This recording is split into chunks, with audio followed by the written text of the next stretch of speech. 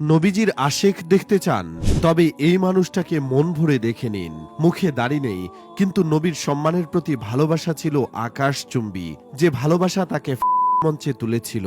বলছি ১৯২৩ সালের সেই কাঠমিস্ত্রি ইলমুদ্দিনের কথা। বর্তমান পৃথিবীতে বড্ড প্রয়োজন কাঠমিস্ত্রি ইলমুদ্দিনের মতো একজন খাঁটি আশেকে রাসূল, যিনি ১৯২৩ সালে প্রিয় রাসূল সাল্লাল্লাহু আলাইহি ওয়াসাল্লামকে অবমাননাকারী রঙ্গিলা রাসূল বই প্রকাশ করার কারণে প্রকাশক রাজপালকে করে কাষ্টে উঠেছিলেন।